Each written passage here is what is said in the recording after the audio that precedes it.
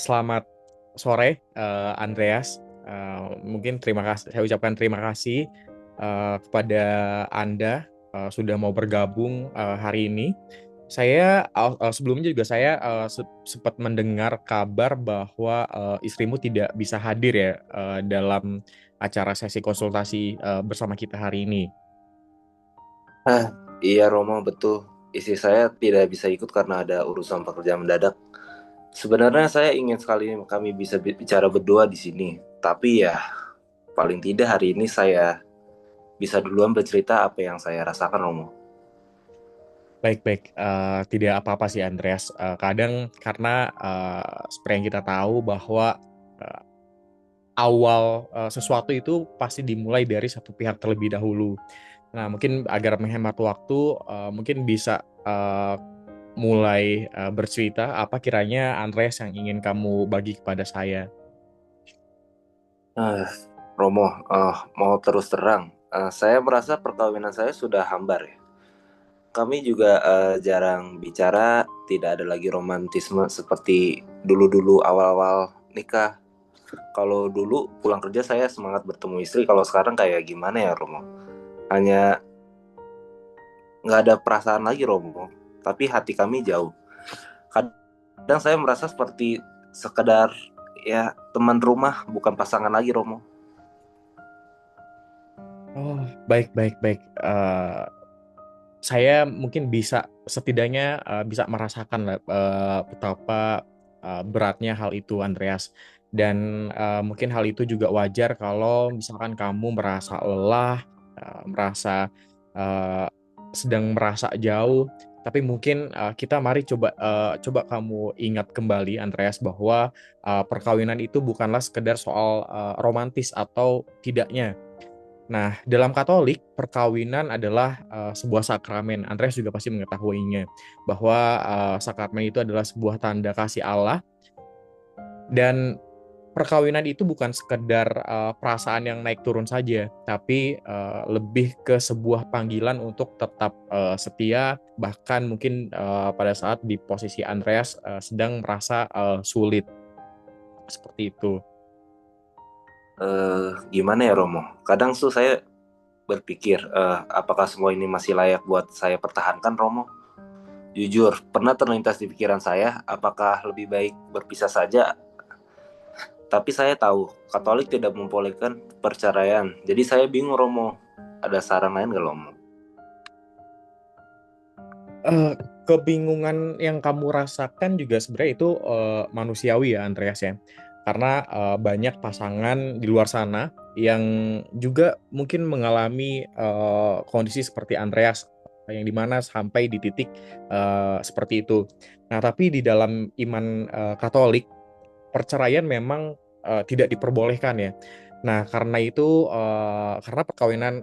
perkawinan itu bukan sesuatu kontrak yang bisa dibatalkan kapan saja sesuai kemauan Andreas ataupun sang istri.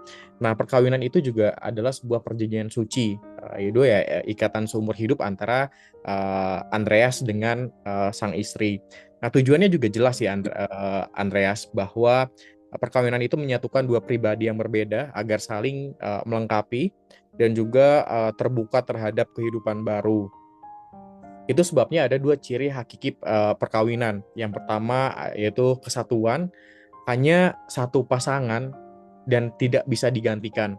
Dan yang kedua adalah ketak terceraikan, yaitu ikatan ini tidak bisa diputuskan oleh manusia karena diteguhkan Allah sendiri. Jadi ketika kamu merasa hampa, bukan berarti perkawinan perkawinan kamu ya berakhir, tapi itu adalah undangan untuk memperdalam kasih antara Andreas dengan sang istri.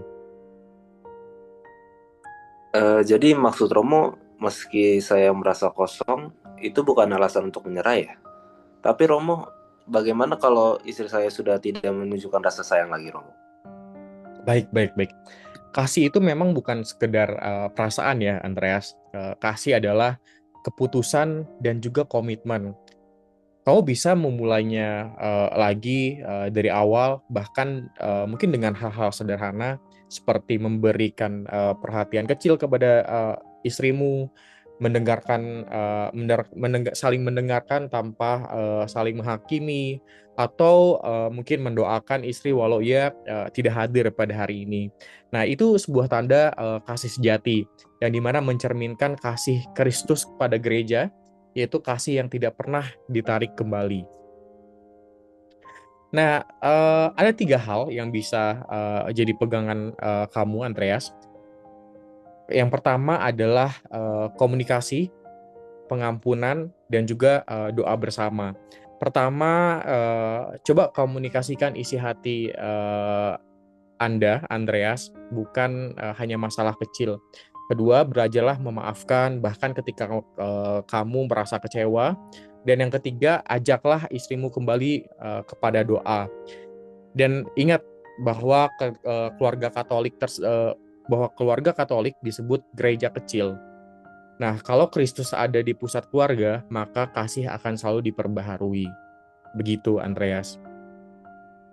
Saya mengerti Romo, saya sekarang lebih tenang. Jadi saya harus mulai dari diri saya sendiri ya Romo. Tidak menunggu istri berubah dulu, tapi saya yang lebih dulu untuk berusaha lebih berubah lah. Ya, betul betul sekali, Andreas. Anda jangan menunggu situasi menjadi sempurna terlebih dahulu. Nah, coba mulailah dengan langkah-langkah kecil tadi. Katakan pada istrimu bahwa sebenarnya kamu peduli, minta maaflah dengan tulus, atau ajak istrimu berdoa. Itu sebenarnya sederhana, tapi maknanya kan sangat besar ya, Andreas ya.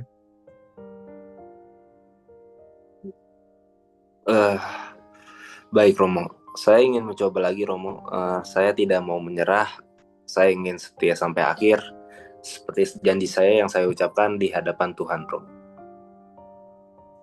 Nah, itu adalah sikap iman yang sejati ya, Andreas. Dan harus selalu ingat bahwa perkawinan itu adalah jalan menuju keselamatan. Bukan karena bebas dari masalah, tapi karena dalam setiap luka pasti ada kesempatan untuk belajar kasih yang lebih dalam. Nah, saran saya bertahanlah dan harus selalu percaya bahwa Tuhan selalu ada di tengah-tengah keluarga kalian. Wah, makasih banyak ya Romo. Saya merasa lebih kuat sekarang. Saya akan mencoba kembali membangun perkawinan saya dengan cara yang baru. Terima kasih banyak Romo sekali lagi. Sama-sama, Andreas, dan saya doakan doa saya yang terbaik untuk kalian berdua, dan mungkin ketidakhadiran istri Anda pada hari ini ya semoga di sesi selanjutnya mungkin kita bisa berkumpul bertiga, dan ya doa yang terbaik untuk saya. Mungkin sekian untuk sesi konsultasi hari ini ya, Andreas. Semoga Anda selalu diberikan kesehatan dan juga eh, ya kebahagiaan dimanapun Anda berada. Oke, terima kasih ya Andreas, dan selamat sore. Perkenalkan, nama saya Rifki Rizal Hukmi. Ini adalah sebuah video mengenai refleksi pribadi saya tentang sebuah drama yang sudah saya buat, atau lebih tepatnya mengenai perkawinan Katolik.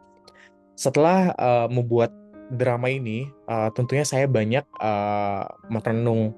Saya membayangkan kalau misalkan saya ada di posisi Andreas, mungkin saya juga bisa merasa lelah, kecewa, bahkan berpikir untuk menyerah dalam sebuah perkawinan.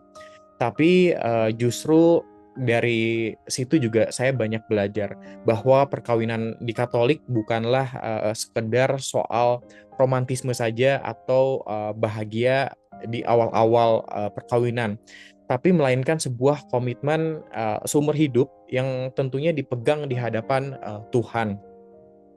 Saya sebagai seorang Muslim, saya juga menemukan banyak sekali kesamaan.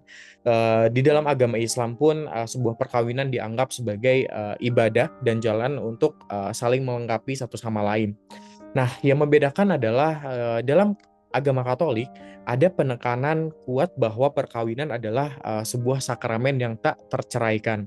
Nah, itu sesuatu yang membuat saya berpikir lebih dalam ya, betapa seriusnya sebuah janji ketika diucapkan di hadapan Tuhan dan betapa besar tanggung jawab moral dan spiritual yang ada di balik yang ada di baliknya.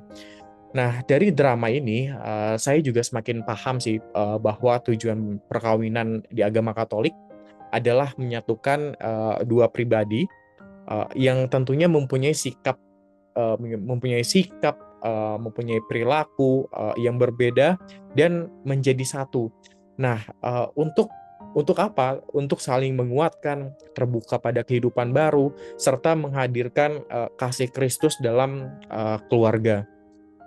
Nah, dan juga dari sudut pandang saya sebagai seorang Muslim, saya juga melihat hal itu sebagai sesuatu yang sangat indah dan juga universal, yang dimana bahwa cinta sejati itu bukan hanya milik pasangan saja, tapi juga menjadi jalan untuk lebih mendekatkan diri kepada Tuhan. Nah, yang paling membekas buat saya pribadi adalah dua ciri hakiki perkawinan Katolik. Yang pertama adalah kesatuan dan juga ketak terceraikan. Kesatuan berarti hanya ada satu pasangan saja, dan ketak terceraikan berarti ikatan itu berlangsung selamanya, seumur hidup. Nah, nilai ini membuat saya pribadi merenung sih bahwa kesetiaan memang tidak pernah mudah, tapi justru dari situlah keindahannya. Nah, refleksi ini juga meneguhkan saya bahwa meski saya seorang Muslim, saya bisa belajar banyak dari iman Katolik, bahwa perkawinan adalah perjalanan yang panjang yang butuh komunikasi, pengampunan, dan juga berdoa bersama. Nah, dan juga bagi saya pribadi, pesan terdalamnya adalah setia itu bukan hanya pilihan, tapi sebuah panggilan. Nah, dan ketika Tuhan dijadikan pusat dalam rumah tangga, baik dalam agama Katolik maupun agama Islam, maka cinta akan selalu punya alasan untuk tetap dan selalu bertahan. Sekian refleksi dari saya pribadi mengenai video drama yang telah saya buat dan juga mengenai perkawinan di dalam agama Katolik. Terima kasih.